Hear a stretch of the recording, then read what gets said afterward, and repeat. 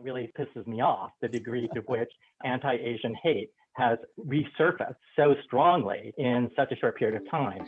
Hate incidents and hate crimes have really impacted us in different parts of the country. An older white man was walking by, staring at me back, and then he spat in my direction. Keyed into the train before I could stand still. I feel this very strong punch behind my back. I decided to share the story not to spread hate and division, but I just want to educate and raise awareness. Racist president who's encouraging and normalizing hate against people of color and immigrants, giving a green light for people to commit these heinous acts. People don't know enough, even though we want them to know more about how racism has worked in the past. We need to build solidarity, that we need to come up with an attitude of openness and support and show up for other people. But in the end, what really matters is power. It doesn't really matter, if we have Kelly Marie Tran, actress in Star Wars, if we don't have the power to make movies. It really doesn't matter if we have Andrew Yang as a face force, if we don't have political power, structural power, economic power. This is called Where We've Been.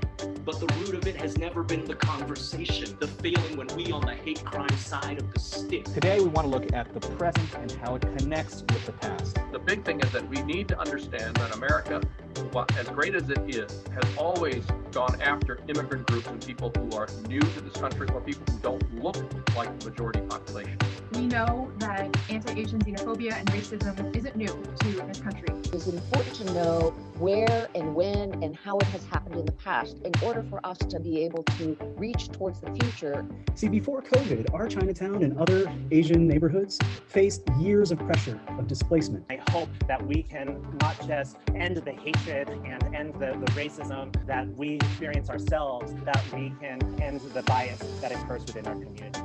This was a clarion call for our community as Pacific Islanders to sort of come together. We are being that light for each other. We get through times of crisis by showing up for each other. We've also seen so much hope with the community coming together to serve. Asian Americans will need to reframe the message. Talking with people like you who are doing this work helps us understand the barriers and also the opportunities that we can help create together. You're actually finding extra time in your day to give to others, to shine the spotlight on those that are even more needy than you are. I grew up in this neighborhood all my life. It's more of me giving back. We still are fighting for a place to be accepted, to be just part of the American fabric, more inspired to get their messages out there and their stories out there to show that we belong. But I promise you, I'm from here too.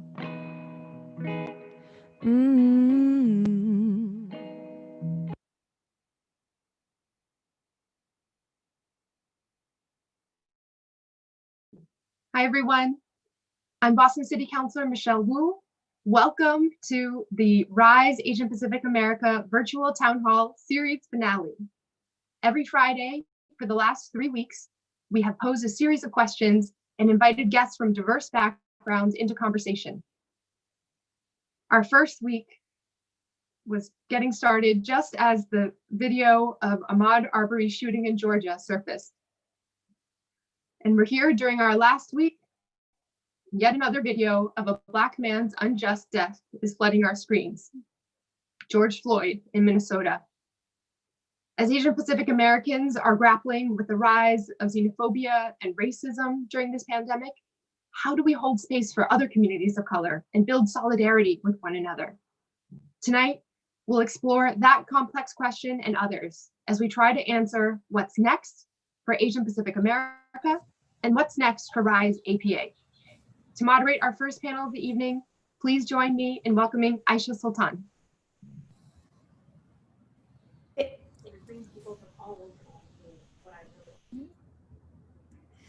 Thank you, Michelle. I'm Aisha Sultan, a columnist with the St. Louis Post-Dispatch, and I'm thrilled to be here moderating a trio of conversations focused on how we as Asian Americans can go beyond spaces that are comfortable and familiar to us and create mutually supportive coalitions. I'd first like to invite to our virtual stage actor Pravesh China of CW's Crazy Ex-Girlfriend and Ellen Kamei, City Councilor in Mountain View, California. Hi, thanks for having us. Yes, absolutely. Thank you. So in the past few months, we've been made aware yet again of how in times of crisis, the divisions and fragmentations in our society are highlighted and increased. COVID-19 led to attacks like we saw in the video and bias against East and South Asian Americans. And in the years after 9/11, we saw targeting of South Asian communities. So how have you found ways that are effective in building coalitions that are mutually supportive within our diverse community to ensure that we have each other's backs in moments like this? And you guys can just start, yeah. Oh, sure. Sorry. Okay. Parvisha, do you want to start? Of course, thank you. I was in college in Chicago when 9/11 happened. And this is also like before bearded me and everything. And it just was a marked shift. It just happened. Like I was always taking photos with friends on Michigan Avenue, State Street. And I remember someone grabbed my arm, a white woman, said like, "What are you doing?" And it just stuck with me. And then I remember like being followed around in like an Old Navy on State Street. And I complained to one of my Black girlfriends. I was just like, "Winter, they followed me around the Old Navy." And she was like, "Welcome to what it's like to be Black." So it was just that first moment of being like a 20, 21-year-old kid where like that model minority kind of like that safe space that a lot of Asian Americans had in this country. Because like my parents, we know about the Chinese Exclusion Immigrant Act, they came here with a lot of privilege, in a different kind of sense of just honestly privilege. So what I've noticed now, especially with COVID-19 and now like different Eastern Asian brothers and sisters, other siblings are being affected. It just makes me think like, even right now, I joke about my stay at home, I'm not on camera beard, because like, why shave? But my mom, who is with us, still always has that fear. Even right now, is like, please shave. She just always has this sense that bad things will happen if you are brown and bearded. And mind you, I was raised Sikh. I'm not Muslim, not Hindu. Sikh culture, turbans, beards, they don't cut their hair. This is from a woman grew up in Delhi, India, and immigrated here, who still has this fear. So I just feel like education, and coming from the actor's side, for me, it's always representation matters. When you see more of us, when you know the difference between Sikh and Muslim, and not that it should matter. That's the other stuff that we as South Asians have to always say. I didn't like a lot after 9/11 where some Sikhs were like, "We're not the Muslims." I'm like, but it shouldn't matter. So for me, all I can think of is in my work as just a lowly actor, it's just the more you see us, the less other and less different that we are. Ellen, would you like? Yeah, I think one of the ways that we can show we're mutually supportive and build coalitions is kind of two-pronged. I think it's about acknowledgement and uplifting each other. And so when I talk about acknowledgement, I think it's realizing that not every person who's maybe categorically Asian is bringing forward the same experience. We need to go beyond kind of looking at the external and our appearances, and instead kind of bring a beginner's mindset, because we don't know each other's stories. And we have to realize that we need to learn about each other first before we rewrite that story that we've decided upon. And in terms of uplifting, I think that's being able to support each other. It's showing up. And it can be in the simplest ways, in terms of going to that event that you were invited to, having that difficult conversation, taking that coffee. I think all of those little things kind of are how the coalition starts. And it's the little embers that build the fire in terms of having each other's backs and building coalition. And don't you feel like we really have to show up for each other's communities? Yes. It's very like, absolutely. And I feel like, because again, and here's the other thing, we can never speak for everyone. We also know this thing of like, I can only speak to my Indian American experience in this country from Chicago to LA. But it is such a big thing where I've had to constantly educate some of like my parents and my parents' friends about like, we only have standing so much in this country on the backs of our Black and Latinx communities. So when we see these crimes, these racial crimes committed, we cannot just absolve ourselves from it. It's that whole thing of like, when they came for the socialists, I said nothing, and then they, that that poem when they came for me. So I always have that awareness. If it's one group today, it's going to be our group the next. And I think there's also sometimes in the shared experience of trauma and increased empathy. Like when different groups feel targeted, you can increase empathy if you are able to say, okay, we know what this felt like after 9/11. I know that for me, I definitely felt that after I started hearing racial attacks during this pandemic. It reminded me entirely of that moment for my family after 9/11. Ellen, you've been vocal and outspoken about being a multiracial Asian American of both Puerto Rican and Japanese descent. So can you talk a little bit about what your experience has been like for someone whose roots themselves bridge boundaries, given that Latinx and Asians are two populations most tied to immigration and most targeted by xenophobia? What opportunities do you see to bring these two communities together? Right. So I wanted to add too that my mom's Chinese Puerto Rican from New York, and my dad's Japanese. My approach to tackling this issue is I try to be proactive when I'm tackling the concept of race from the beginning. I found that I've had to introduce myself as multiracial and multilingual.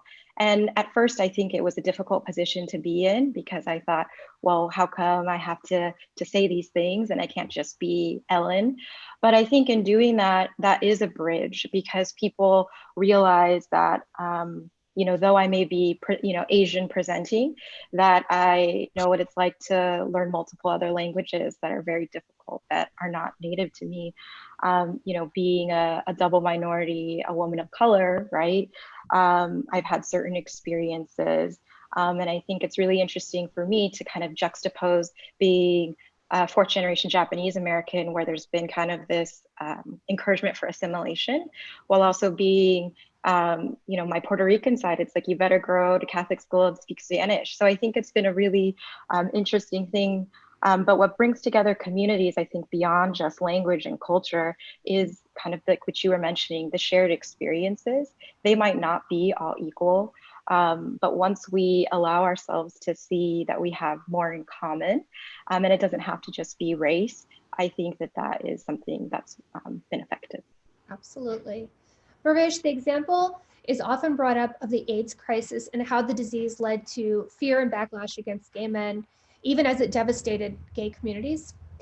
The epidemic led, however, to activism, organization building, creation of new coalitions and cultural identities.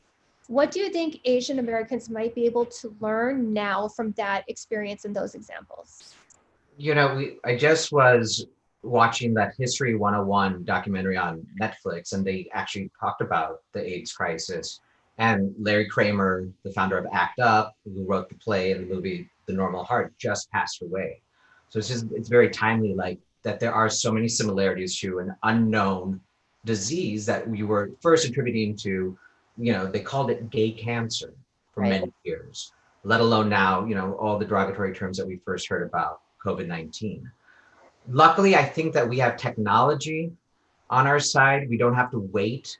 Think of that time when just researching this, like 1980, 81, it wasn't until like 86, 87, I think, before Reagan even said the word AIDS, or let alone like when the AIDS quilt, we just kind of got this consciousness. Because we do have technology and Zoom and the internet, I think that we can act, our activism is just faster. We can motivate, I'm a board member for APALA, the Asian Pacific Alliance of Labor Unions, just coming from the SAG-AFTRA side. And so when there's an actionable item to do, like statements of solidarity and just things to like tweet even, I love that we do have, what I'll take from our younger millennial friends, that we can do more quicker. There's less likelihood, we don't have to wait. We don't have to wait for permission. We can really make statements right away. And so I just hope that we do learn that time is never on our side for this. Like, we should be vocal right away. We call things out, hopefully with humility and, humanely, but we do correct ourselves in real time, much more than we ever have. I think, and watch just how future tech will be. Like, I'm appreciative that we have, like, I know like a lot of the panelists and the attendees are even just messaging in the chat right now. The fact that we get to like even converse right now is not this distant thing. So I'm very grateful to that. I hope that because there's more knowledge and hopefully correct information being shared, we can do more a lot quicker. We don't have to wait. And there's also, I believe that, courage is just as contagious as fear. And when you see one person that you respect in your community or that you've known for a long time and admire speak out, it sort of ignites a courageousness amongst other people in your community who might need that kind of permission to show up and speak out. So I completely agree that now we don't have to wait for that. You can see that on our social media feeds.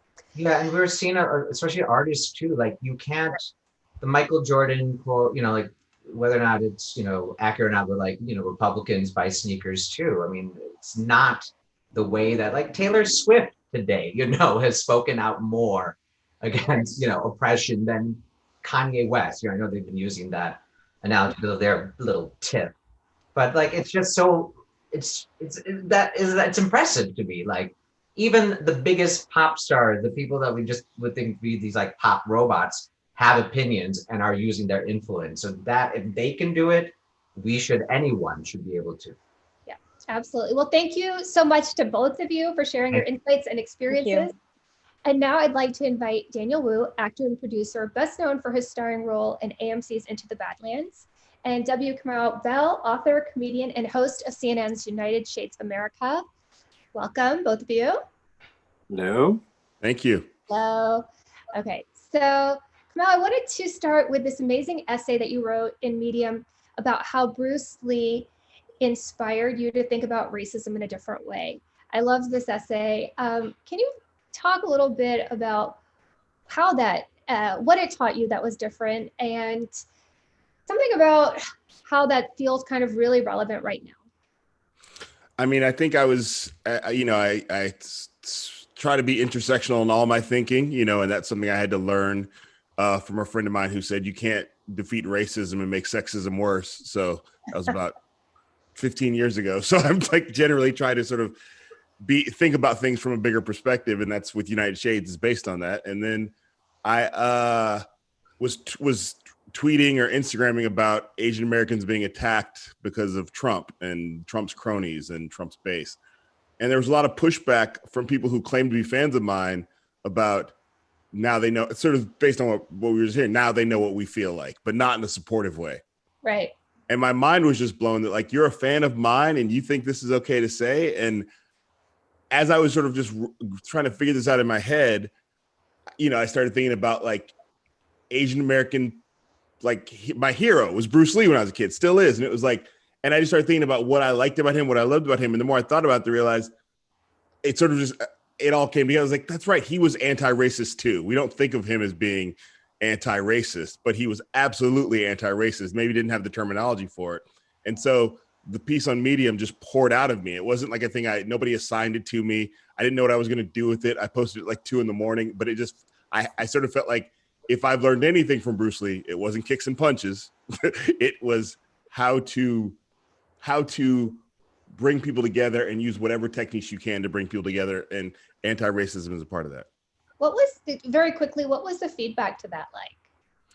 It's interesting. I really wrote it sort of towards the people on my page, many of them Black, who were saying, and wasn't most, but the few voices on my page that were saying, now Asian Americans know what we feel like. And I was like, how are you doing this? How are you making this make sense? And then I was really surprised to hear a lot of positive feedback from Asian American community and how it meant something to them, because I would never deign to explain Bruce Lee to the Asian American community and certainly not the Chinese American community. So I was just really happy that a lot of Asian Americans stumbled across it and felt like it was okay for me to be in that lane. I think it was huge. It was huge that you did that. It was great that you did that. I think, exactly, Daniel. And you yourself have been so outspoken about the need to transcend racial boundaries and build coalitions across communities on screen and off screen. So can you speak a little about this history of both tension and solidarity between the Asian Pacific American and Black communities? And then how can we move forward from this?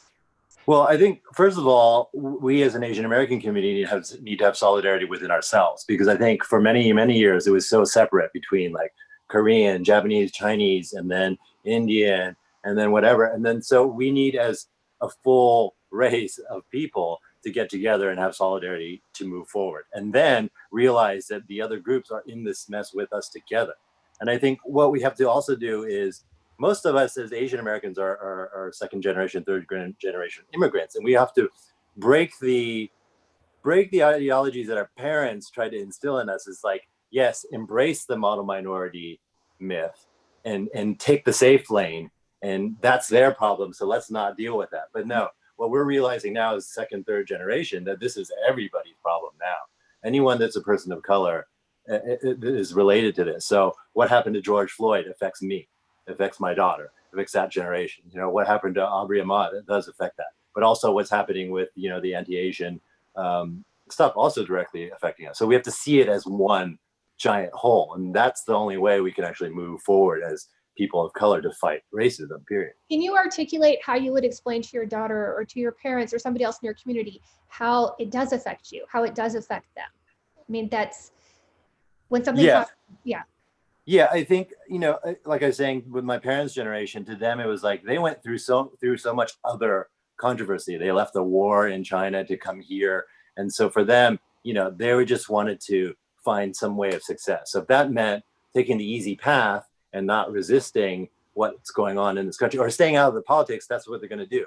But our generation, we're American. We're not immigrants, right? And so we are just as American as W here, as a white person there. And so we have to realize that there are problems in this country. And if we want to fix it, we have to be proactive and do that. And so therefore, you have to explain to your parents, like, I'm doing something that you probably don't think is right here, but it's going to be right for your granddaughter, you know, for their kids, for their generation. It really hit home for me when this started to happen. And my daughter, for a school project, they had to sing "This Land Is My Land."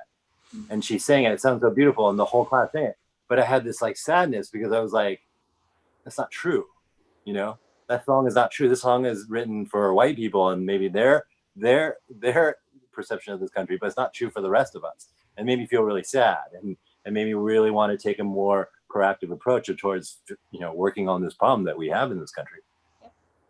Kamau, can you talk a little bit about what you have found to be effective ways for us as a community to show solidarity for other racial groups?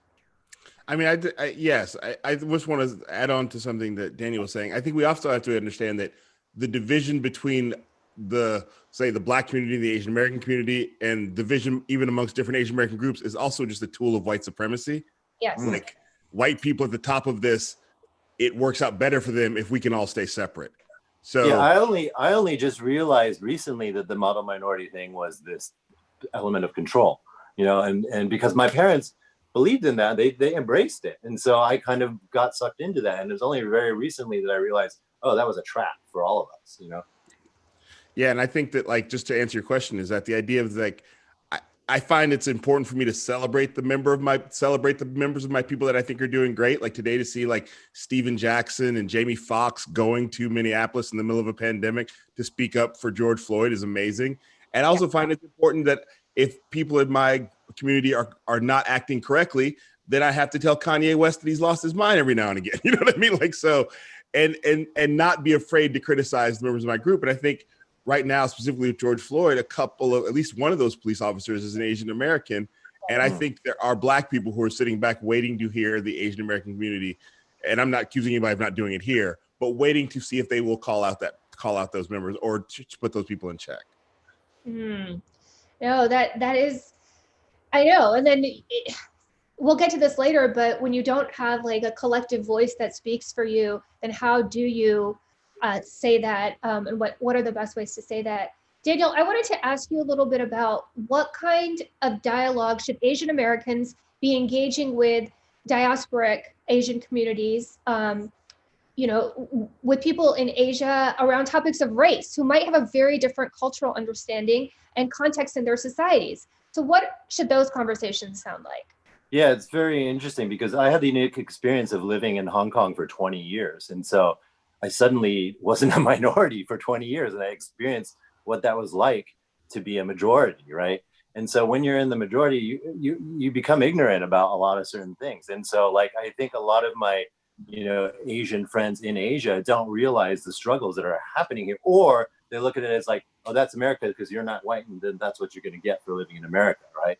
And so there's not a real empathy for it. It's kind of strange. It's like they look at you as being, well, that's your decision for living there, and that's what you're going to have to deal with. So just deal with it, right? Or come back here and live here. But as Americans, as Asians that are born here, we don't really fit there, and we don't really fit here. So you have to find that thing. But with them, it's about opening the dialogue and having conversations about this more, and keeping that dialogue consistent with them. There's examples of, like, I have friends that I had to tell a friend for a party, he dressed up as Whoopi Goldberg from Sister Act, right? And he was in blackface, and I'm like, that you can't. I understand what's going on. Like, you like that movie a lot and you like Whoopi Goldberg, but you can't do that. You can't do things like that. And he's like, oh, really? I don't understand. So then I have to educate him on what that means, what the history of that was in this country, and why it's not cool to do that. And so it's really like little drips of water. It's not going to be one sweeping thing that you can, change an entire nation to think a certain way, but be aware of it, and also call out, like W is saying here, is that you have to call out the things that are not right when they're happening. So, like, for example, like, we're upset that there's anti-Asian sentiment towards us in America, but then at the same time, Africans in China are upset about the way Chinese are treating Africans there. So we have to call that out too, and realize that there's, abhorrent people in any race, right? And you have to call that out, and then also let the people know, that the ones that are ignorant, that there is a right way to talk about things and the right way to do things, and you have to educate them. So it's about really communicating more. I think the education piece of it, because a lot of times people just don't know the history of America. If you don't, a lot of Americans don't even know the history of America, or have been told one very, distorted version of it. And I had the exact same question from an Asian American friend who is more of an immigrant, didn't grow up here, about the issue of blackface. She didn't understand why it was so offensive. And we had that exact same conversation about, okay, this is how it was used, this is what it means, and this is what the implications of that are. So great. I really appreciate you guys sharing your insights. And for our third conversation, I'd like to welcome UC Riverside professor Karthik Ramakrishnan, founder of AAPIData.com, and Soon-Young Choi Moro, executive director of the National Asian Pacific Women's Forum, to our virtual stage. Welcome, guys. Hi, thank you. Thank you. Yes. Okay, great. Everybody here? Okay, great. So one thing that many people have noted is that this crisis exposed how Asians seem to lack a national voice or organizational structure to look to for leadership and rapid response. And that's something that came up in our last discussion too. In part because national organizations are overwhelmed and underfunded, but also because it doesn't feel like there's a go-to Asian American institution, like on the scale that NAACP. So do you feel like that's the case? And should there be a way to address this? Can you speak a little bit to that? Both of you. Sure, I can start. I can start and then hand it over.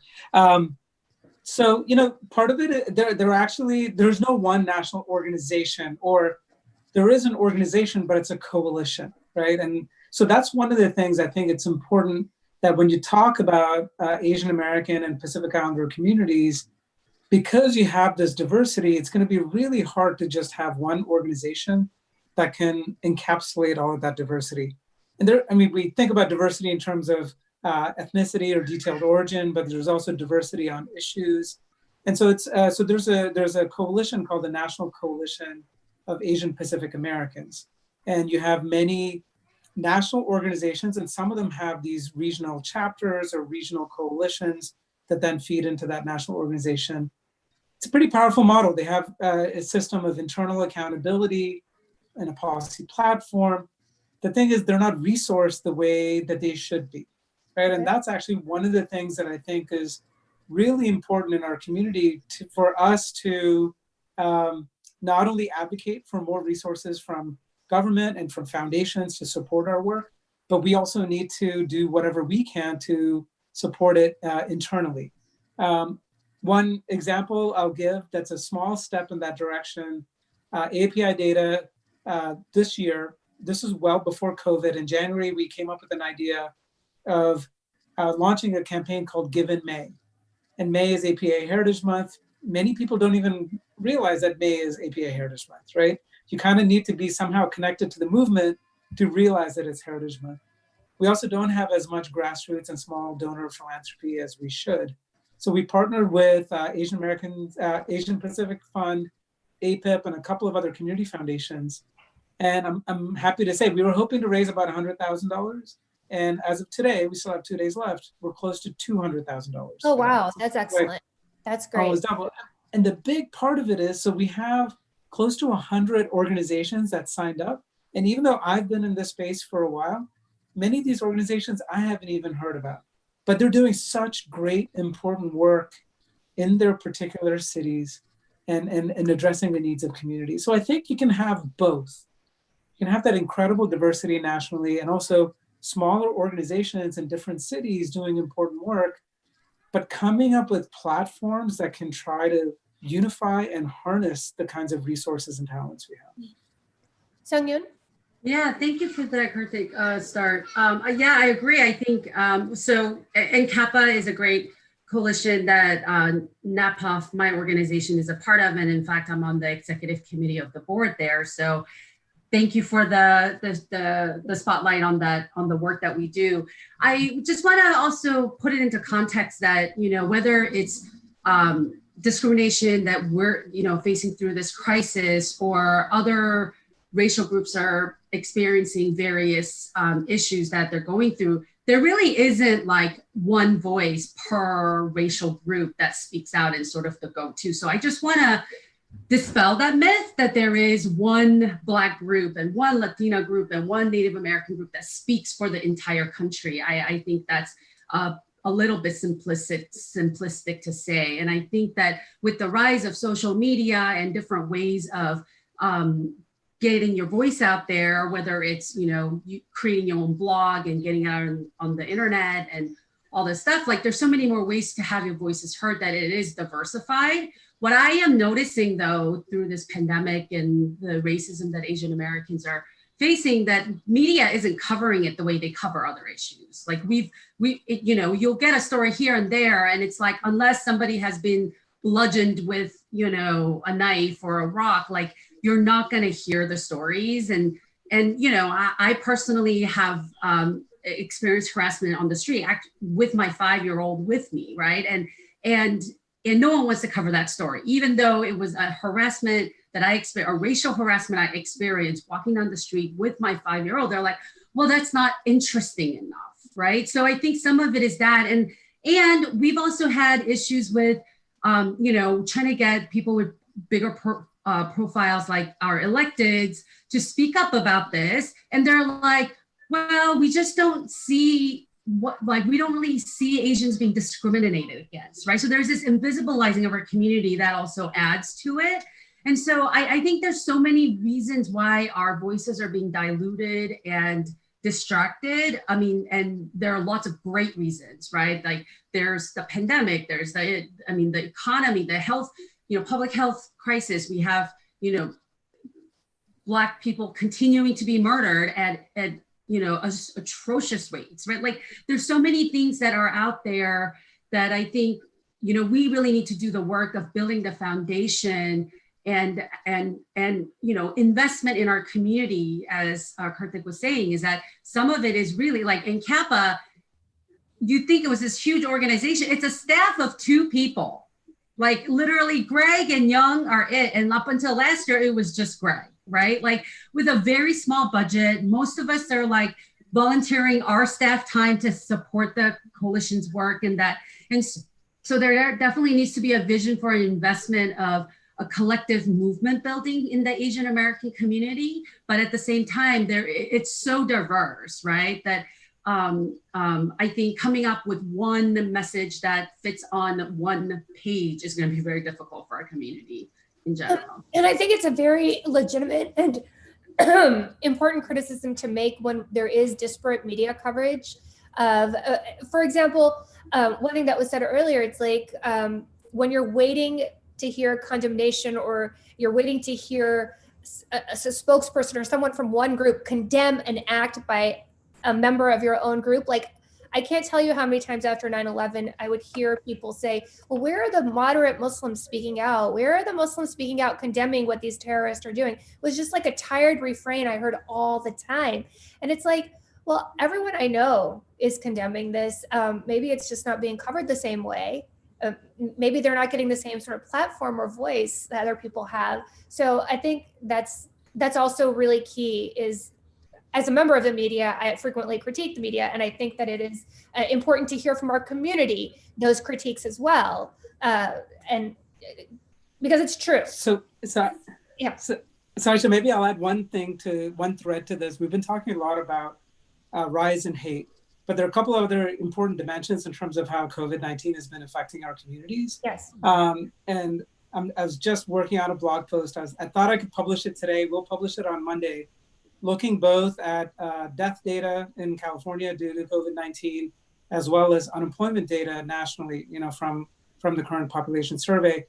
Sometimes, we actually need to look at some of these data and correct some of even our assumptions, right? So in California, the Asian American death rate compared to the population is actually about on par.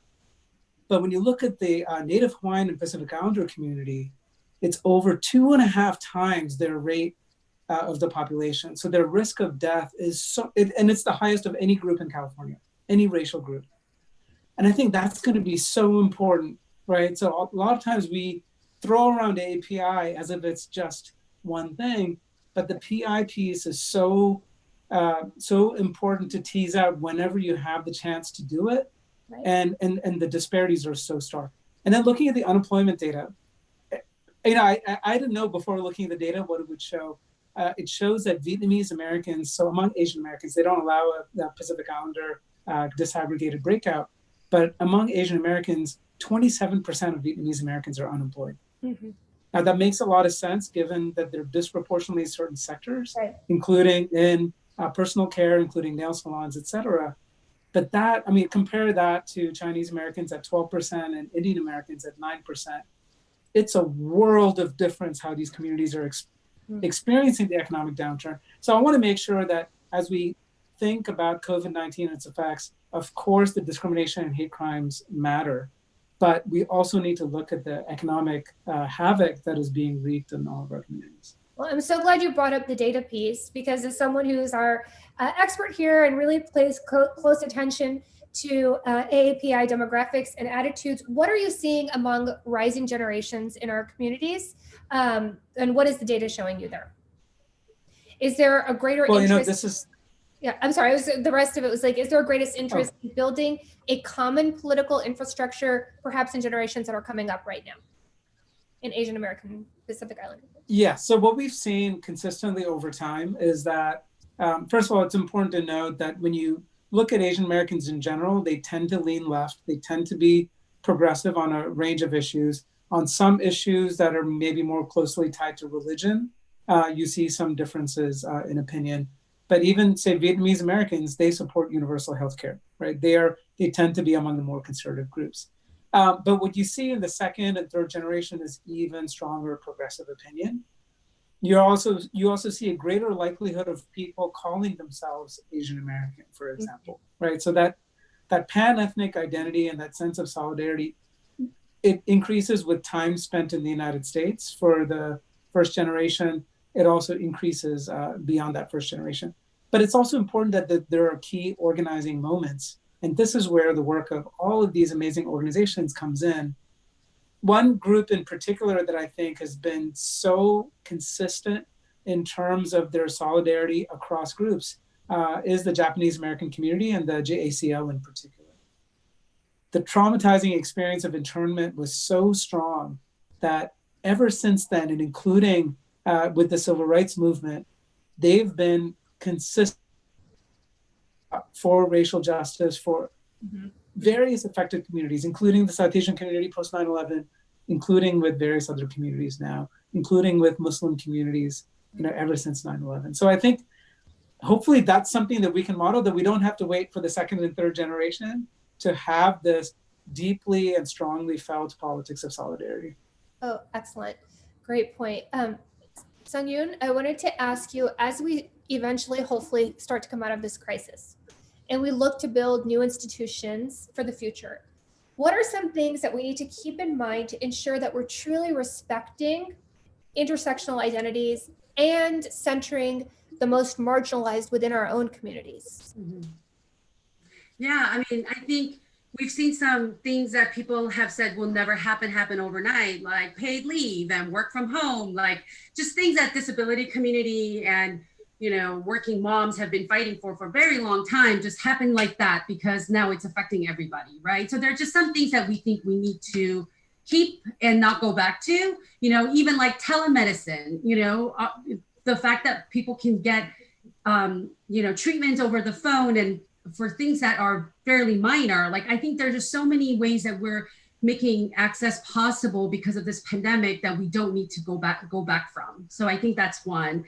And two, I really would like to see us really move away, especially in policymaking, from single issue oriented and being, black or white or this binary, to really understanding how we can be creative and really chart out a third way to do things, right? How do we pass policies that impact not just immigrants, because I often like to say, like, I'm not an immigrant on Monday, a mother on Tuesday, a woman on Wednesday, and a worker on Thursday. I'm all of those things every day, every week. And how do we pass policies that impact all of me? So not just my immigrant self is celebrating today because we had a win, while my mom self is still trying to fight for the only industrialized country to not have paid leave policy, right? So I think it's really not willing to settle. I think we all need to band together more and say this pandemic has really exposed how broken this country is, how crappy all of our systems are, and we need something different and stronger, and this is a great time to do it. Amen. Completely agree. Thank you both so much. And now, as an interlude before our next set of conversations, I'd like to introduce ukulele virtuoso Cynthia Lin. Hi, everyone. Can you hear me all right? Thanks, Aisha.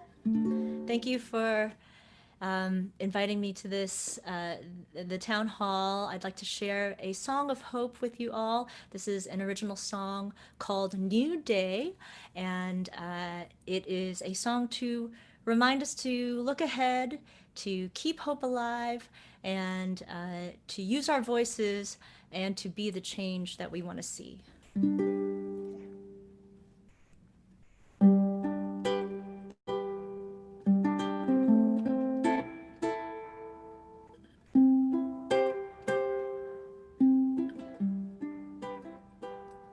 Lay your head down, I know you're weary, we're almost broken.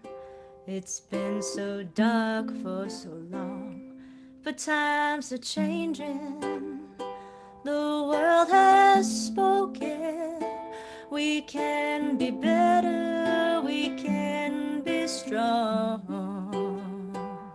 There's a new day on the horizon. I can see it clear as the rising sun. There's a new wind blowing our way. Can you feel it? It's the dawn of a brand new day.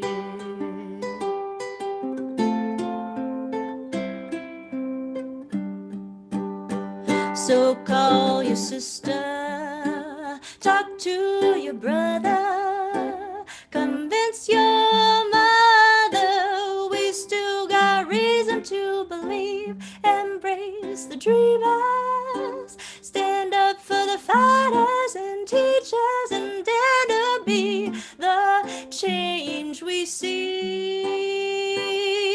There's a new day on the horizon. I can see it clear as the rising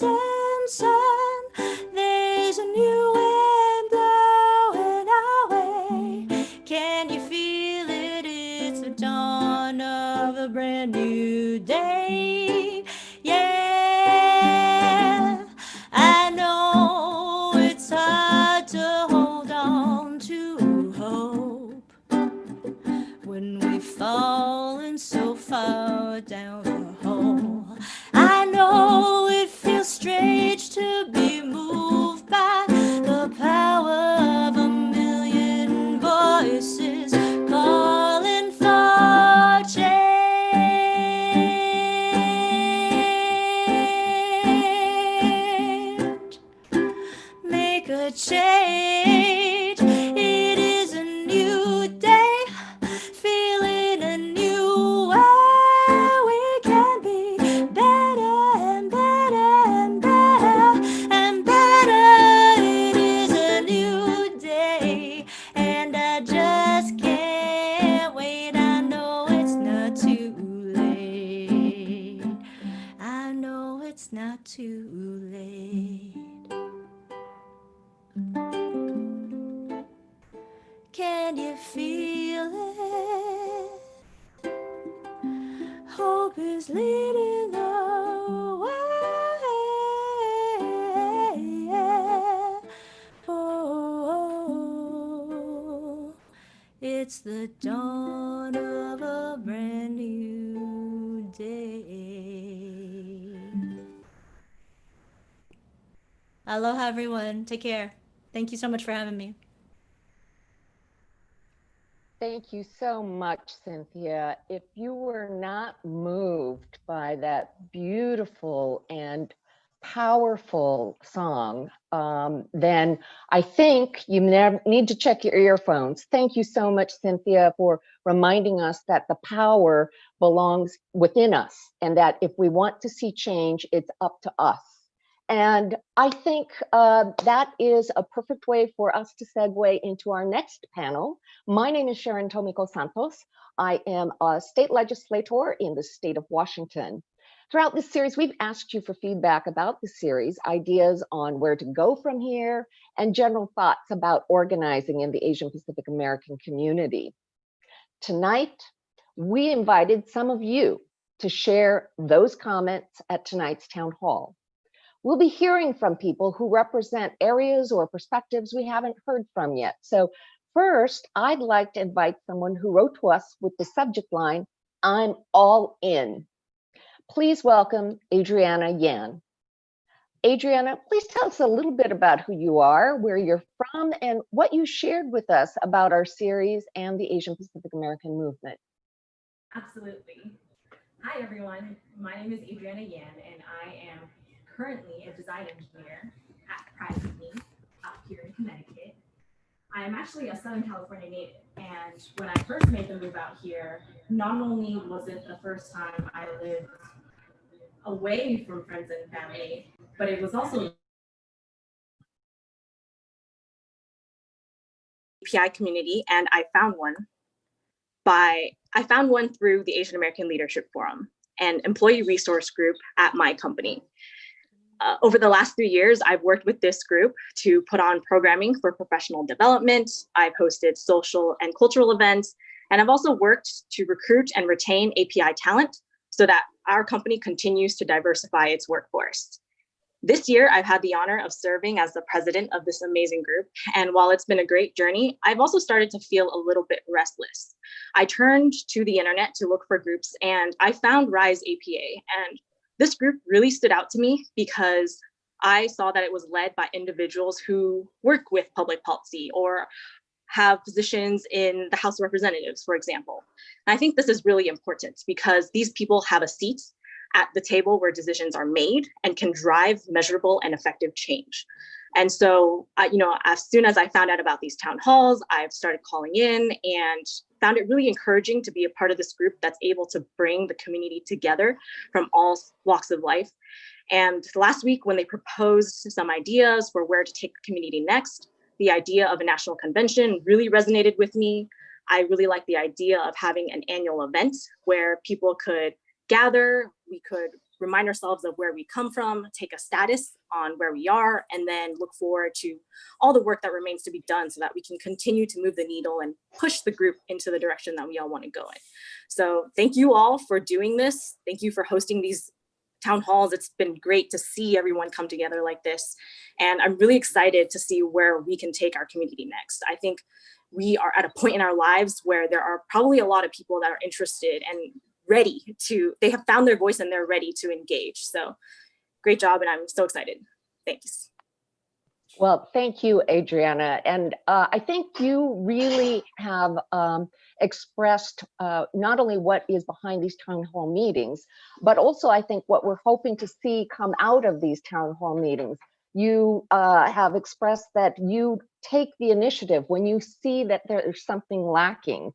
That is what happened and what birthed these town halls. But I think your initiative and your vision is also what is going to propel us forward. So thank you for tuning in, and thank you for your suggestion. We're going to be looking forward to having you join forces with all of the audience members in dictating to us what comes next.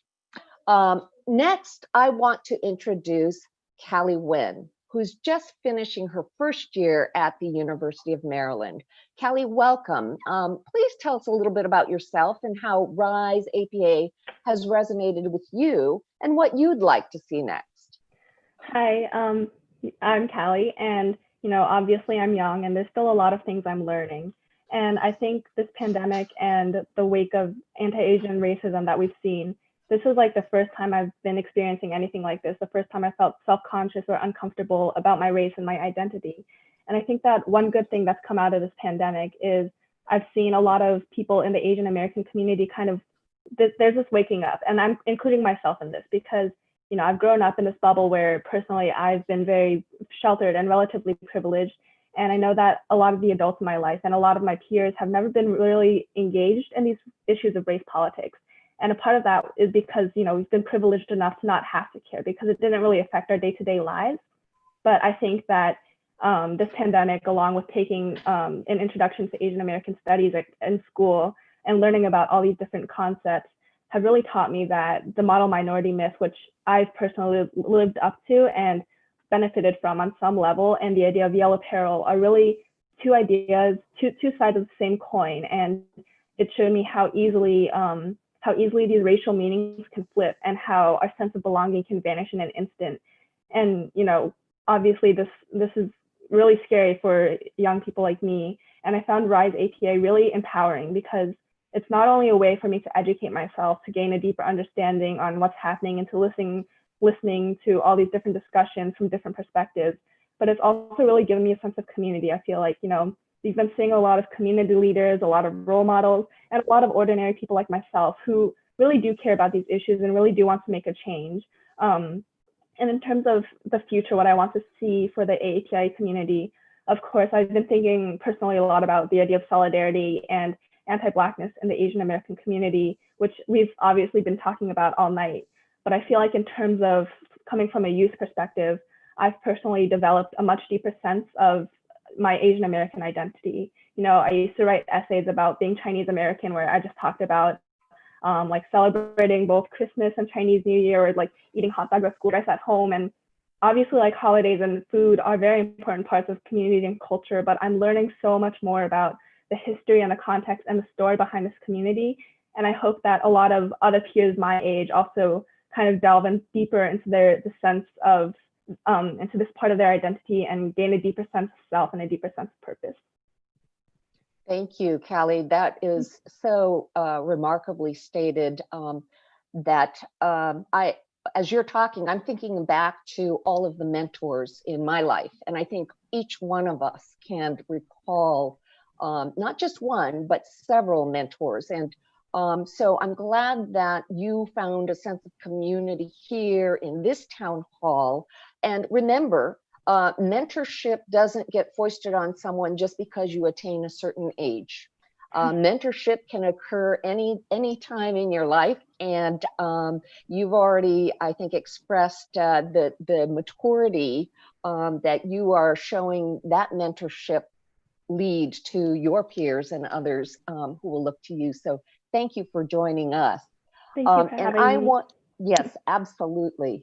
We appreciated your writing in. And I want you to really listen to our next speaker because we have a very dynamic next speaker. I've never met her, but read her story. I'm very proud to introduce you to Fannie Fang, who is joining us from Kansas. So Fannie, welcome. Tell us about the xenophobia that you've experienced and then what you decided to do about it and your thoughts about what makes a strong Asian Pacific American movement. Yes, ma'am. So my name is Fanny. I live in Manhattan, Kansas, also known as the Little Apple. And I'm only 24 years old, and I'm running for county commissioner, challenging the current commissioner, Marvin Rodriguez, who said some very racist comments about Asians and the spread of COVID. I peacefully confronted him at a county commission meeting, and he actually publicly doubled down on his comments. And so when I realized that his seat was up for re-election, I knew what I need to do next. And so I'm here today because I stood in my truth. And Rise APA is an incredible space to learn how to share that truth. We all have to speak our truth, and don't be afraid to actually document it. Talk about the good times, but also be very real about the bad. Talk about the racism, talk about the sexism, talk about the homophobia, talk about what is happening today to our Black brothers and sisters. Document it and speak from the heart. And people, regardless of color, and I learned this being in Kansas where it's so white, regardless of color, people know what authenticity is. People, regardless of color, know what that looks like. It's not about the number of likes you get on a post. It's not about the number of followers you have. It's about the number of people who you inspire. And all you really need is one person to feel like they can relate to you. And then they tell their families, they tell their friends. And next thing you know, you feel so empowered and supported enough to run for local office against the very man who said these racist comments about your community. And when you run for office or start to have a public following, keep telling that truth. And that's something that I've kind of struggled with, because I'm just like, oh, this is a game of politics. But I've realized this is the game that has oppressed all of us. So play the game of building a community, play the game of building power. And if there's any time in our history when the playing field is leveled, it's right now. None of us have a blueprint of what you're supposed to do during this pandemic. So own this moment, own your power. Let's work together with each other, our white allies, our minority allies, and go get what's ours. Speak, little sister. That's all I can say. Speak.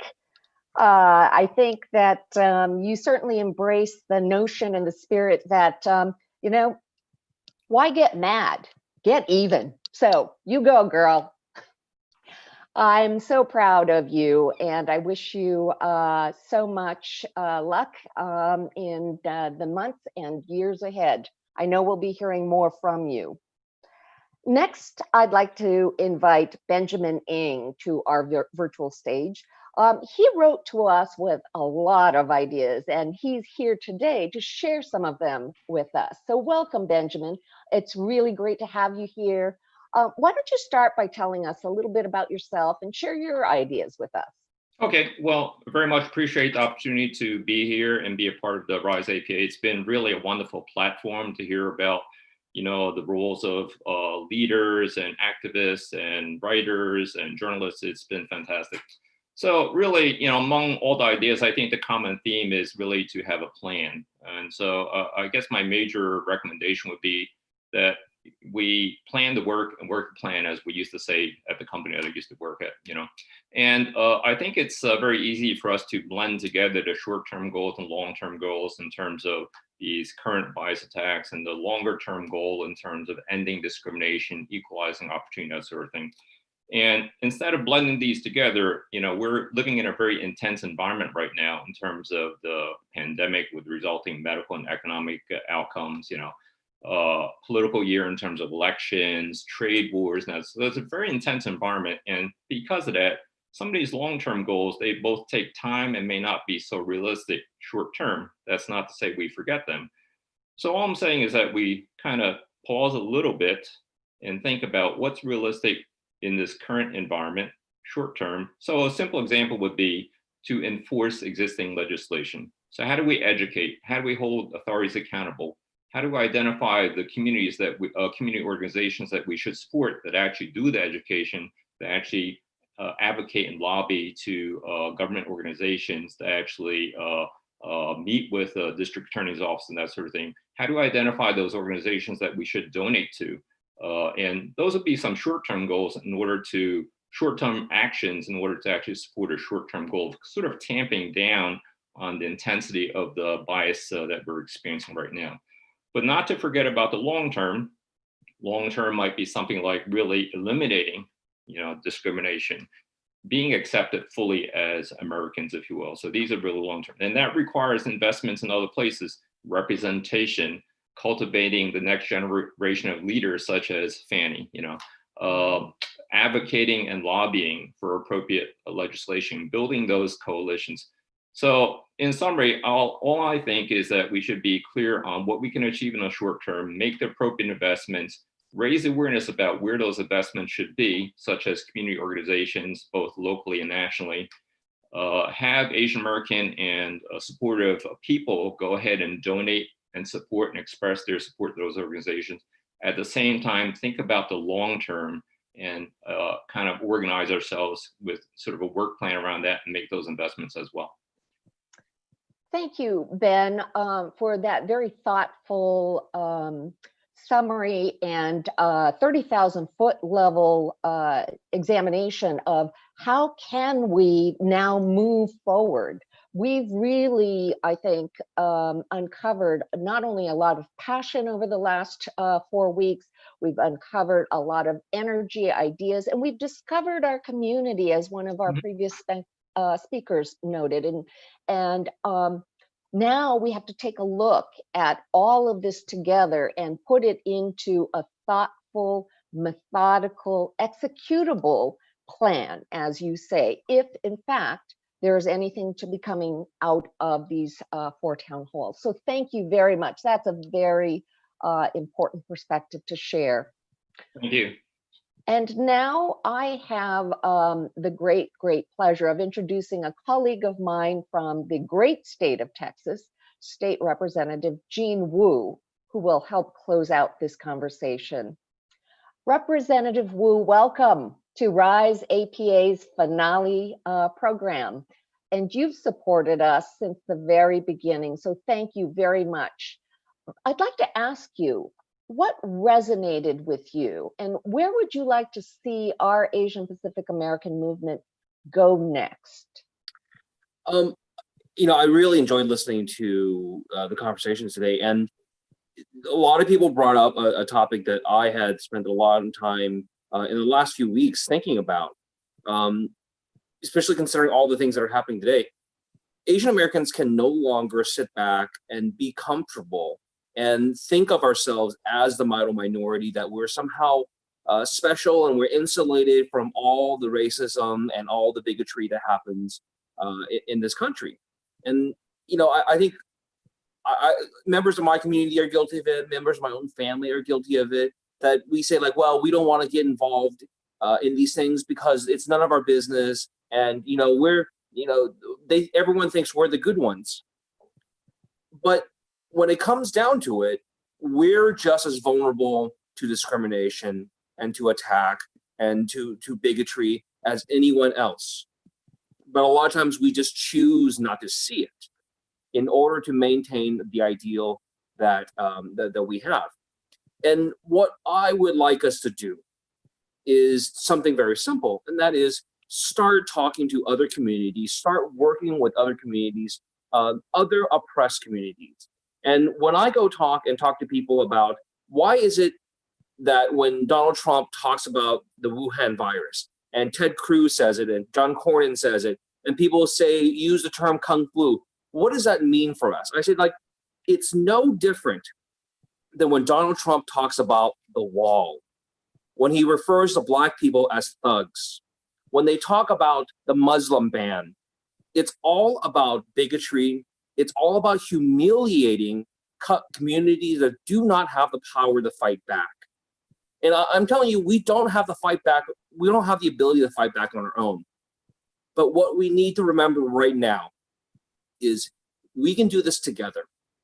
We need to unite with Muslim communities. We need to unite with Hispanic communities, with African American communities, with LGBT communities, and say, look, the same discrimination is used against us time and time again. They just change the names.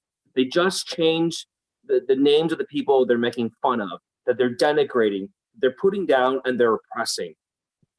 But it's the same game plan. It's the same play over and over again. But for all this time, we've chosen not to see that it is the same. And what I want our community to do, and an easy thing to start doing, is to realize that it's the same bigotry. It's the same hate. And what we can do right now, we can do today, is reach out to our brothers and sisters across all communities, whether they be Muslim, Hispanic, immigrant, refugee, African-American, gay, whatever it is. Reach out to them saying like, look, you're not me, I'm not you, but I'm here for you. And I think that's easy to do, that's easy to understand, and that is the way we start fighting back. Thank you, Representative Wu, for that wonderful reminder that it is up to us to show up, because we know that we are stronger together. And you remind me that the Reverend Dr. Martin Luther King was the one who reminded all of us that I can never be all that I am meant to be if you can't be who you are meant to be. So thank you so much for that powerful reminder.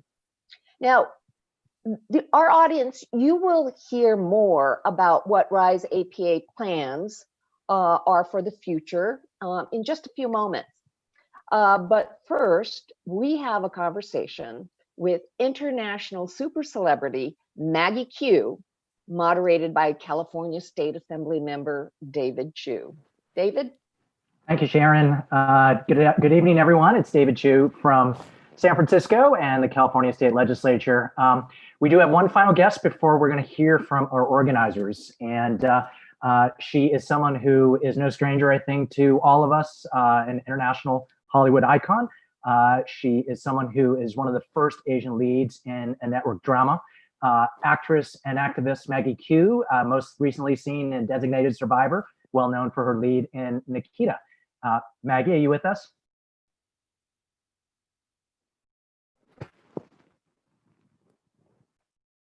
Maggie?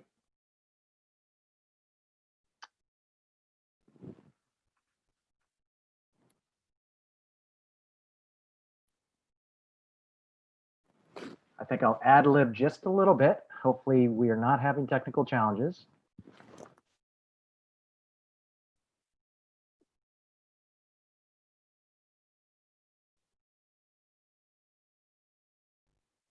Seems like we might be having technical challenges.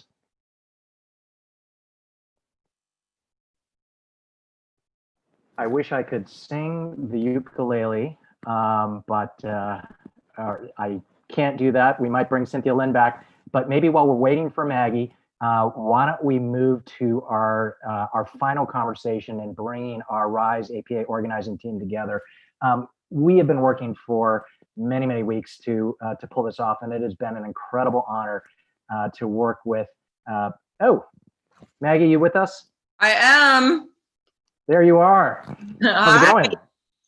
I'm good. How are you? Sorry about the little delay. We had some amazing conversations and we didn't want to cut them off too early. Of course not. No, I totally understand. Right on. So, you know, as you know, RISE APA in part was rooted in a conversation around anti-Asian hate. And you and I were talking a couple of weeks ago about how you yourself had an experience of racism, wondering if you might want to share a little bit about what happened to you. Well, it was interesting because, you know, one of the themes that really bothers me about everything that's going on is this sort of this innate view of people. I mean, you can call it racism, you can call it whatever you want, but this innate view of either a group, a religious group, or a race of people that you give yourself license to express yourself at a time when there's a trigger for you that you feel is justified, right? And so if you have a certain view of Asians or who they are or what they are, this pandemic happens. We have an incredibly irresponsible person in office who decides that he's going to centralize the focus towards a certain group.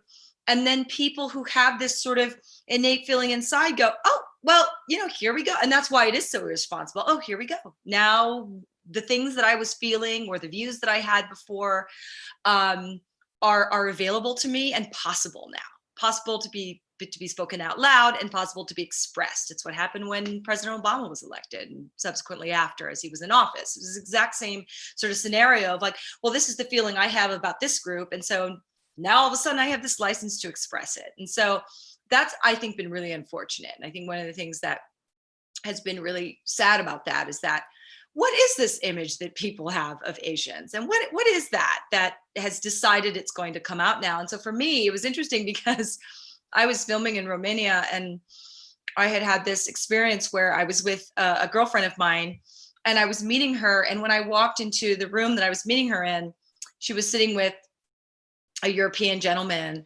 who had no fear of her during this global pandemic because she had red hair and she was white and it was no big deal.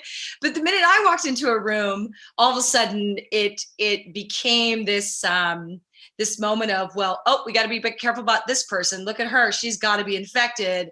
And he immediately needed to get away from me. He wanted to make sure that that he was safe from me, but not from another person who could have had the virus or another person who might have been carrying it. I was the danger and my girlfriend wasn't, my friend.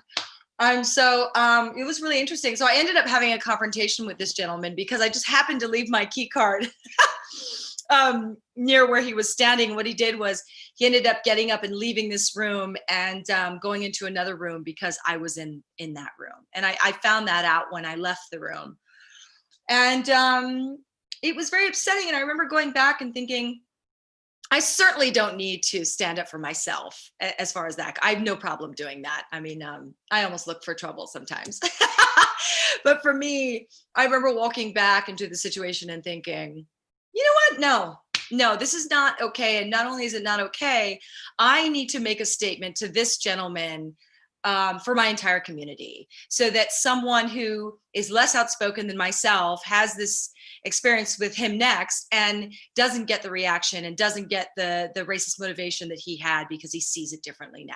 So he ran into the wrong Asian, or he ran into the right Asian, because I was the person that wasn't leaving that room until I had set the record straight about what his views were and how he was treating me. And I have to tell you, he was shocked.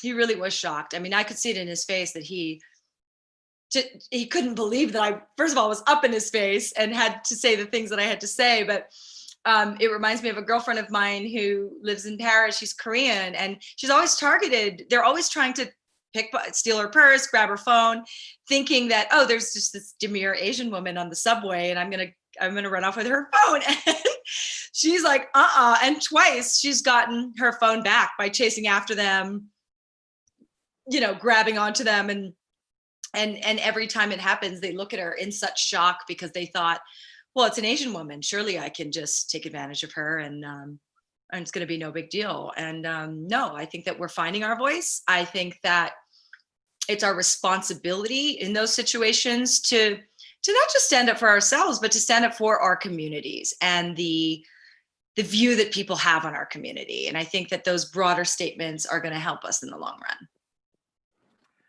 My thought when I'm hearing this is we can create a new hashtag, picked on the wrong Asian. Yeah, pretty much.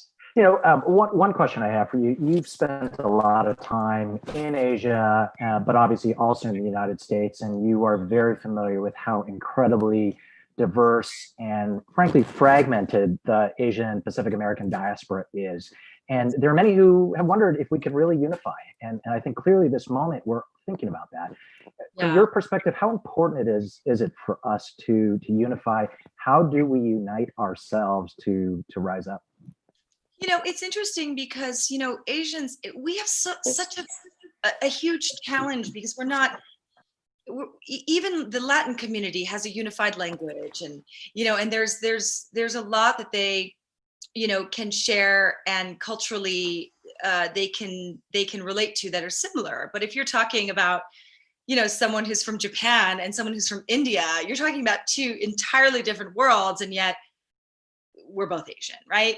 And so I think that as a community, there's been so many amazing coalitions, coalition of Asian groups that have come together. But within our community, we have to stop being splintered within our community, because there's a lot of racism that goes on within the Asian community, towards one another. Well, Chinese people are like this, Filipinos are like this, Japanese people are like this.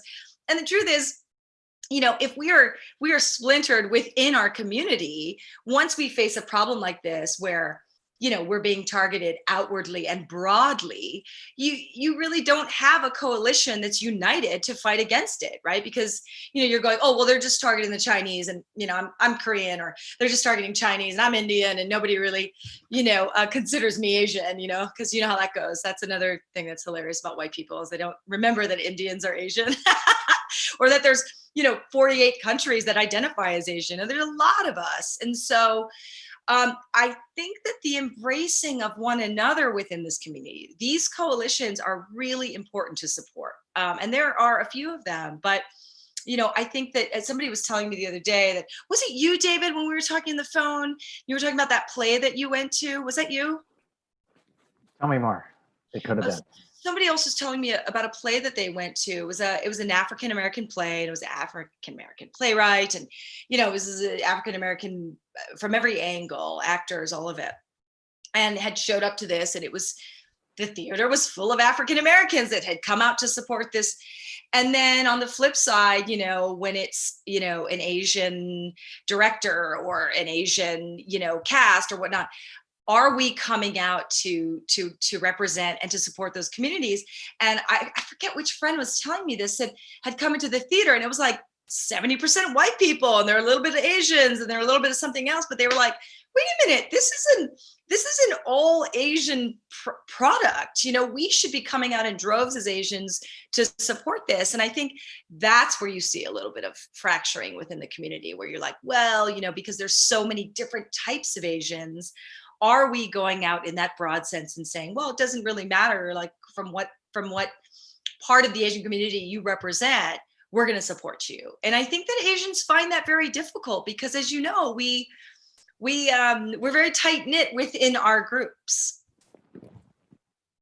Well, let me just say thank you for helping to break barriers. I think for many of us in politics or in entertainment or in community, we are the first doing what we do.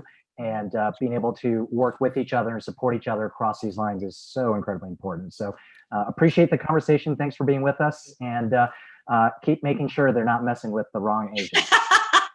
Thanks, David. I appreciate it. Okay. Thanks, Maggie.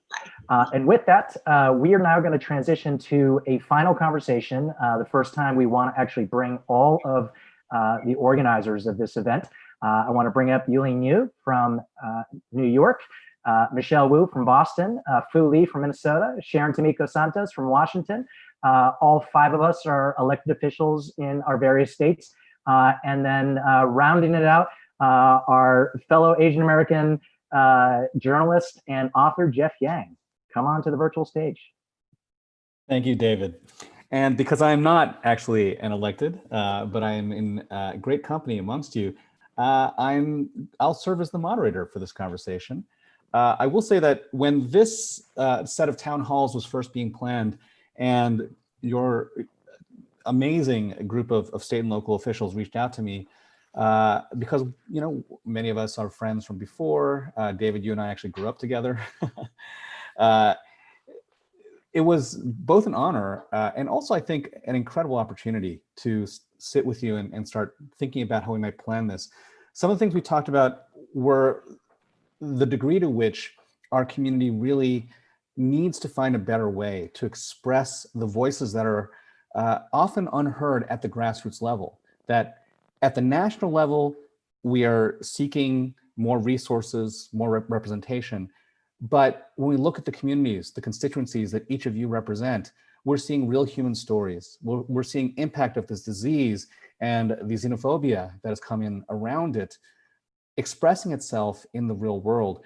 And that's part of what I think is so empowering about the idea of what we can do with this network we're building. That there is something powerful about coming up from the ground and finding that the human spaces, the communities themselves, and elevating those as we try to join in a national dialogue.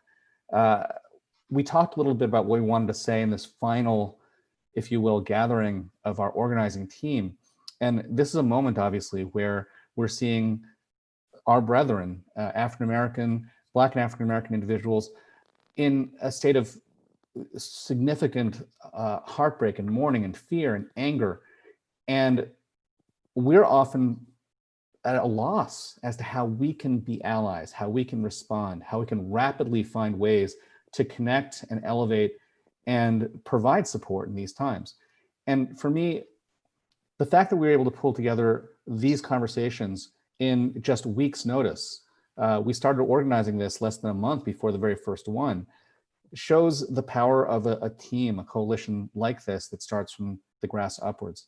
So for me, when we talk about what's next with RISE APA, it begins there. How can we assemble? How can we bring together teams very rapidly to speak out and speak up when we're at crisis, or just as importantly, when others around us are at crisis? I want to actually now pass the mic over to Representative Santos. Sharon, you've been so articulate and have really been such just a voice for just steady understanding of history throughout this whole process. What are your thoughts around where we can go with just this network and this group of people we've assembled? I've been very touched at every moment, every episode. There were so many powerful testimonies, powerful images. And so what I'd like to really sort of focus on, though, is what is in front of us now. And as we said, I think at the top of the show, Michelle very movingly noted that we're sitting right now in the shadow of the murder of George Floyd. And we heard today how important it is for Asian Americans to stand up and stand together with our brothers and sisters. I think that we have this opportunity, as I listen to all of the young, energetic, inspirational viewers who joined us today, to really use this as a platform, as a leverage point to say, we are here. We are here and we share in this pain. I guess I really am so, I find it so dumbfounding that a small group of people, and I shouldn't be dumbfounded, but it really is a small team. The five of us, but there are also at least 5 or 6 people behind the scenes who have made up an entire volunteer effort and pulled this together, as you pointed out, Jeff, within weeks. And so my challenge, I think, to our viewers is, if you were moved at all by any episode, if you felt empowered by any episode, engage with us. Help us figure out the way forward, because it's not about the few of us, it's about all of us in every state. It really is about all of us and about every state. But we have in our organizing team a member who is of the state in which a lot of this is happening right now, obviously. Representative Fooley, who is in Minnesota. This is something that has been a very, there's been so much pain and so much devastation and heartbreak in and around both your community and also obviously the African-American communities in Minnesota. As we actually finish off this series, Fu, I wanted to give you a chance to just share a little bit more about what you're feeling here and how, as best as possible, we can also support the efforts that are taking place there to elevate voices that need to be heard in that crisis. Thank you. Thank you, Jeff, and thank you all for allowing me to have this opportunity to talk. It's been tough for me and for us in the state of Minnesota because of everything that's been discussed. And when we had this conversation about doing this town hall, I never thought that we will be talking about COVID-19 and how that's impacting our Asian American community, and then now ending with the death of George Floyd, and in the city of Minneapolis where I represent, and just yesterday night the city was in flame. And so I think that going forward, I'm glad that in the state of Minnesota, after the last election cycle, I've been looking at some of the chat tweets. That's why it's so important for all of us to get out there to be involved and elect people who we think that best represent all of us. And going from a member of 2 Asian American in the Minnesota legislature now to having 6, we are able to band together to really represent not just all of us being of Hmong descent, but also all the Asian American community in Minnesota, and say that even though we are facing and seeing these anti-Asian hate crimes or hate incidents to our community members, we need to stand up in solidarity with our Black brothers and sisters too, because we know that our I think Camus Bill said it best, where we have our country built off of the racialization of communities of color, and trying to create distrust and to make it so that we don't all fight in solidarity with each other. And so going forward, I really appreciate some of the panelists that had joined us and offered their feedback as to why they support APA Rise, because to Fanny, when I first ran for office, I was 24, like for herself too, and I ran the first time and won against somebody that was in office for 20 years. And then having Benjamin from his perspective with his expertise and his wisdom, I think that right now, most importantly for us in Minnesota, our Asian American community and our larger communities of color, especially our Black community, it's time for us to really think and reflect on what Benjamin said. What can we do to help support our community members, even though knowing that Asian American are facing anti-Asian sentiment? What can we do? What can we put our financials into to support communities that we know that have been struggling and facing this oppression for the last 200, 300, 400 years? And so I think that for me and for all of us going forward, I would like to see what can we do to set up some kind of network, so that when we're facing some kind of devastating travesty like this, that we are able to band together to really start seeing where we could put our resources and help each other out and go forward. And so I'm really excited to be here with all of you. And the last few days have been tough, but being here in solidarity with some of my colleagues on the elected side, Jeff, yourself, and our viewers, has given me strength to wake up tomorrow and have a new day, like Cynthia said. And so I just really appreciate the time just to add a few words and give you guys the perspective that we have here in Minnesota and on the ground level in the city of Minneapolis, and know that right now we are recovering, and anything that you can do to help support our local communities and some of the activists and organizers is greatly appreciated. Thank you. Thank you so much, Fu.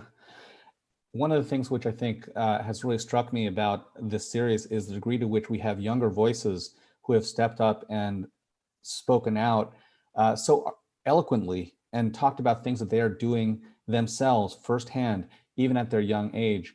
The fact that you got elected yourself at age 24, the fact that we have others who very clearly are stepping up and running for office, seeking to not just respond to power, but to take power. That's something which I think we together should be helping to amplify and elevate. I want to turn now to Michelle Wu in Boston. You're somebody who I think is very much seen as a rising star in Boston and Massachusetts. you're also one of the ones who really kind of helped bring this group together under the idea, again, that there is something that people at the sort of grassroots, at the local, at the state level can do collectively. Michelle, I just wanted to get your thoughts, especially around this idea of how we can actually use this to create a platform for especially the next generation to step up, emerging leaders to step up and provide new ways to get their voices out there. Yeah, thanks, Jeff. And I want to start with such deep gratitude to this organizing team, those of us who are on this virtual stage now, but also all of the incredible volunteers and allies and friends and supporters who have put in countless hours to make sure that every week has been as informative and powerful, impactful, inclusive as it has been. Mary Lou and Kat and Peter and Beth. I mean, it's just been a real honor to be part of this group and to see what this has turned into. Initially, I think when we first started talking, there was a sense that we should do something, right? All of us should do something with this moment in COVID and with everything that we were absorbing and feeling. And certainly as the series has progressed and the emotions around what does it mean to be perceived as other in this country? What does it mean? How much value are we as a society and a country assigning to bodies and communities, and what is our role as APA humans, but also those of us who have a platform? What's our role in trying to push that forward and create a new path so it doesn't feel like we're experiencing the same thing over and over again, and separate from other communities who are also experiencing the same thing over and over and over again. And I think now's the moment. It's truly the moment to figure out how we break down those barriers, within our community and in building bridges to other communities. I mean, it's just been 4 weeks, but I feel like we've had this kind of time warp journey across generations and across the country. We're zooming in with folks from all different cities and experiences, backgrounds and parts of our community that are beautiful and strong, and imagine what we could do if we continue this dialogue and then turn the words into action, right? So I do want to lift up that this group has created a way for folks who are interested in continuing to stay involved with this, not just as part of the conversation, but as part of the action to get involved. The website to become a volunteer is to leave your contact information so you can keep updated and stay in the loop and find out ways to get involved, is riseapa.org/volunteer. So we want to make sure that we are moving this forward. I have, like all of us, been sitting in a lot of emotion the last couple days, and it's been mostly, for me, thinking about what this moment means for my two sons, right? As a mom, I have a 2-year-old and a 5-year-old, and thinking about all the other young boys that are out there, Black and brown boys, what lives we are creating for them, and what is our role now in making sure that we are fighting for them like we're fighting for our own kids. So I'm going to be blasting this volunteer link out far and wide. Hope everyone will consider joining us so that we can keep moving this momentum and turning it into action. Thank you so much, Michelle. At the earliest part of this journey, when we started talking about what we were going to do, one of the things that we spoke about was the possibility of gathering people together, especially people like the people here, young leaders, emerging leaders, established leaders as well, but people who, represent communities across the nation and can elevate the grassroots, people who represent organizations across the entire spectrum, people who are inherently inclusive and intersectional, because so many of the organizations that we have represent communities that often are not included in the conversation. And I will say that, David, you are one of the people who really spoke to the fact that that was necessary, that we almost need a kind of grand convening to see where we're going next as a larger community to set that agenda. David, I want to just turn to you, David Chu, to see whether you have any additional thoughts around that. Well, let me also just first echo the tremendous thanks, not only to the amazing team that pulled this together, and Michelle beat all of us to the punch, and thanking the folks behind the scenes who actually made this happen, Kat New, Mary Lou, Peter, Glenn, others. But, you know, we're all reflecting about kind of what is happening right now. And this conversation started in part because Michelle and Yulene and I, we each are the first who look like us, who represent our respective Chinatowns in Boston and New York and San Francisco.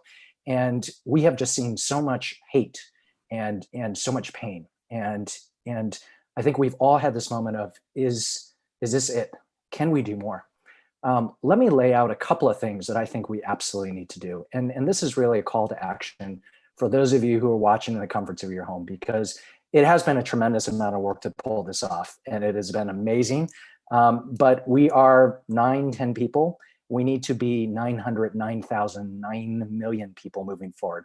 You know, the first thing I want to suggest is that we figure out a way to keep this going. So this RISE APA discussion, whether it be a monthly town hall, whether it be over email, whether it be over social media. But related to this, we've got 100 organizations and leaders who've sort of come together as part of a network. And we are thinking, how does this become a rapid response network so that we can respond quickly? So if Fuli needs help because Asians are being discriminated against in Minnesota right at this moment, we can be there. If there are folks that want Michelle Wu to run for mayor in Boston, maybe we can be there. If, you know, Yulene needs a lot of PPE because she literally has constituents who are dying, we can be there, and so on and so on. We talked last week about this idea of bringing together thousands of activists representing different sectors in a national summit. And it's my hope, I think all of us hope, to actually spend time with each other in person someday soon. What's amazing to me is I've been working very intensely with this group. I've not met half of these folks in person. And we all want to do that. And we want to party, we want to celebrate, and we want to plan, and we want to plot, and we want to strategize, and we want to rise up. And then I think what this leads to is really, it's a national movement. It's a national organization. It's been said a couple of times during these town halls that we don't have an organization that is speaking out for us. We have a lot of different organizations doing amazing work, but we don't come together as we need to. And fundamentally for us, that's what RISE APA is about. How do we come together? And so my hope, my ask is everyone who has watched any of these episodes, let us know how you want to take part in this, and take part in some way. We're all super busy people, but we need you to step up because we can't do it ourselves. We're not going to succeed one at a time in our respective cities, in our respective communities. We're only going to succeed if we come together. We are stronger together. And that's really my ask to all of you, and hope to see everyone on the other side. Thank you, David. Yeah, I remember when we used to meet in person, all of us. We will do that again. And in the meantime, we have several hundred people, hundreds of people who have come joining us every week for this past month. And I think that part of what we want to do is to make sure that we remember that. I'm going to turn it over to Yulene to give her comments, and then to introduce something that hopefully will preserve that memory of all of us being together, if virtually so. So Yulene, New York, tell us what you think about where we should go next. Well, I think that this has been one of the best experiences that I've had during this time. I want to say that, you know, it's been really, really tough in New York. We've had a lot of the videos that we saw looking at what has been going on across the country has actually been mostly in New York, and it's been very devastating, right? Because a lot of the things that we are needing healing on and needing help on are things that are coming from our own communities too, right? And so we need to make sure that we need to voice our thoughts. And a lot of times people don't realize when we're talking about David and Michelle and Sharon and Fu, we're a lot of firsts. And it is 2020 and we shouldn't be first anything, but we are a lot of firsts. You know, there's a lot of folks who don't realize some of the needs of our communities.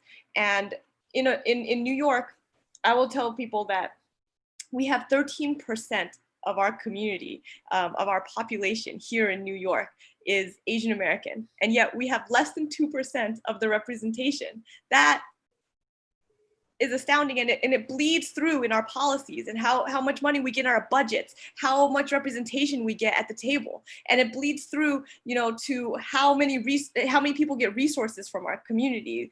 And I think that it's really important that we say that representation matters, and we say that out loud that we deserve representation, and that we say out loud that we deserve the resources.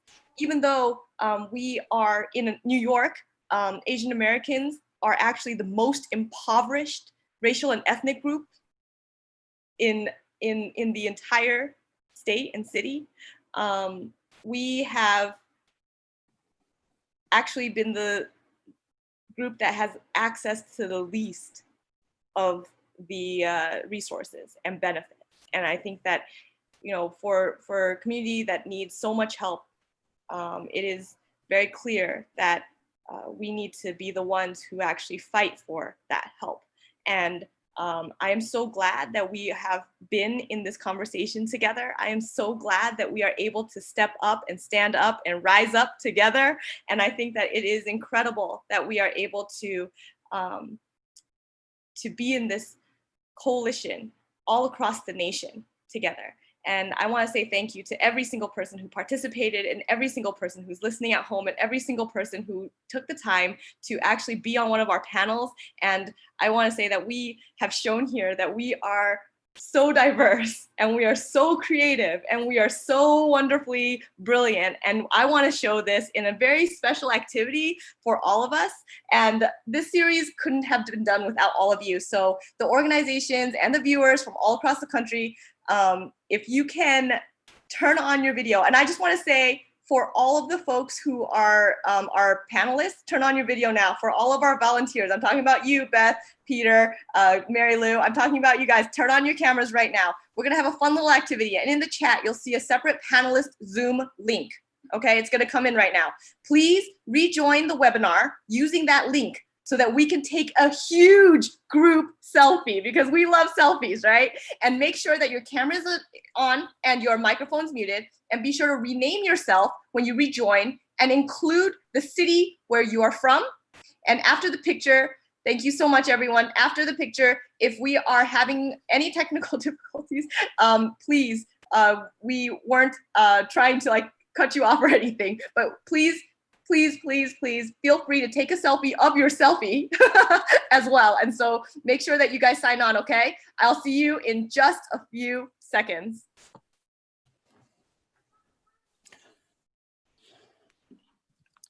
Wow.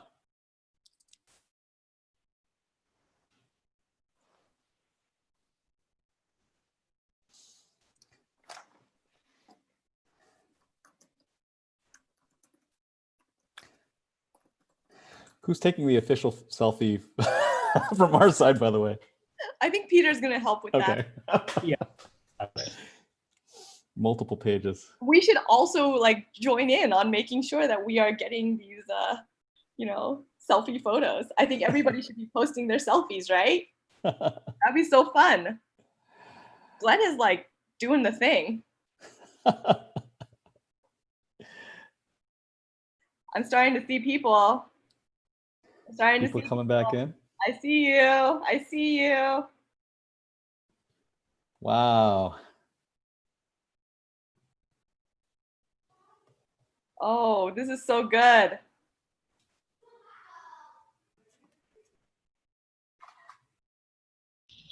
Does everybody see Peter's link? If not, you can post on the chat. Peter, let's repost the link.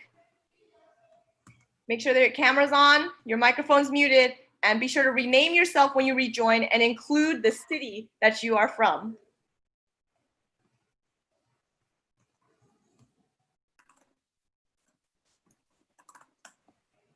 Oh, this is gonna be good.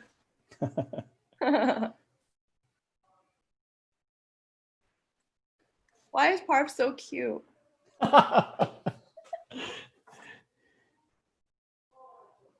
And if you happen to be lost and still back on the participants list and can't get onto this thing, like just take your own selfie and then post it to our site and we will add you in. It's gonna be fun. You know how people make quilts? Oh, somebody's saying that there's a need for a meeting ID, and other people are asking how do you change your names. So when you rename yourself, go into the little ... that you see on your picture, and then you go down into that little bar, and it'll say rename.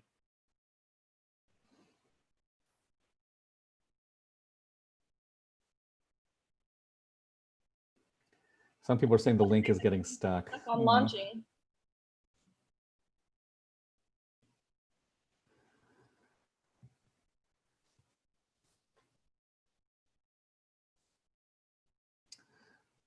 Great to see familiar faces. Oh my gosh, they're so cute. Everybody's so adorable. I see Michelle Sugihara. Hi. I see some people not turning on their cameras. That's what I see. What's going on? We want to see your faces. Bob Hasagawa is a representative in Washington. I'm totally flaming him right now. And he's like, I can't see how to turn my camera on. Love you, Bob. I actually knew him his very, very first year of being a rep. I had to show him where the bathrooms were.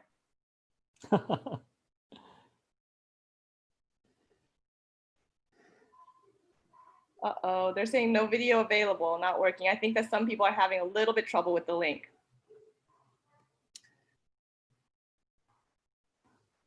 Well, this is already an amazing quilt.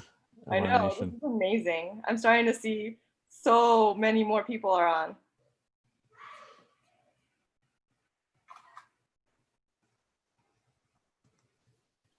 Jennifer Wong is hilarious, and she's talking about Animal Crossing, and that's awesome. Oh my gosh, Bob, I forgot you became a senator. You were a representative before when I first met you.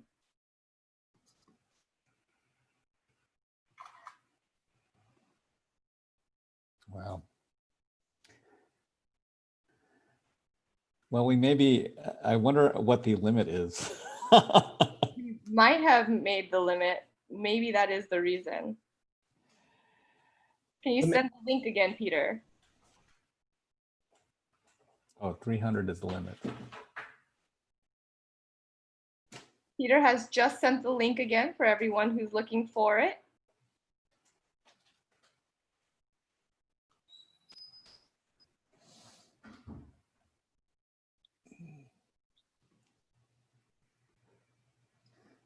Oh, some people are having, this is one of the troubleshooting. You have to close out the previous meeting. You have to end one Zoom in order to get onto another, just an FYI. Yes. I think what we'll do in the interest of time, because it's getting close to 7 now and we're, that would make us an hour over.